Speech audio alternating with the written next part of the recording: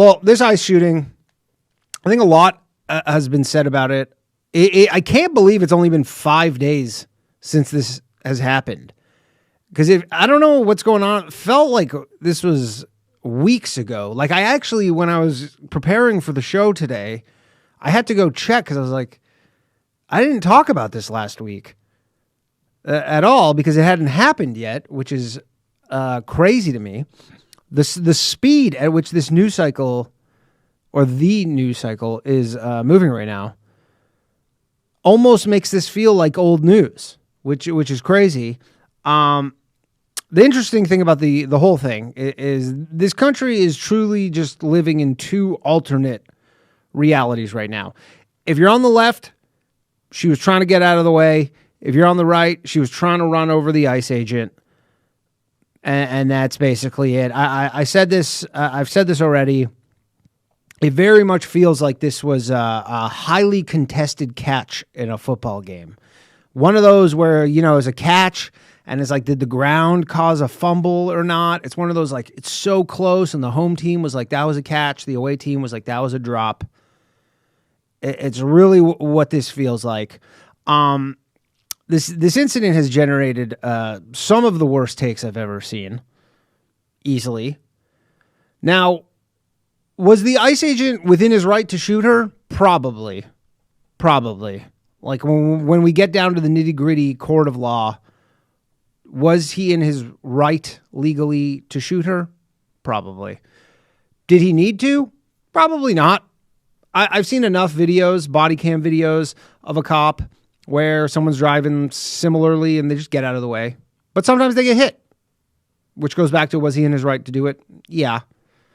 Again, from that close, and maybe I'm wrong here, from that proximity, you would think if she really hit the gas, even 3 bullets in her is not going to stop her from running him over. But then also everybody's like, oh, why didn't he do this? Why didn't he do this? Because he had a split second to make a decision here. This was the most bang split section. Everybody's like, oh, why didn't he take 5 minutes and think about what he should have done there? He didn't have 5 minutes. He had literally a 1/10 of a second to make this decision. He made this decision. And we are here now. Now, should he have called her a fucking bitch at the end there?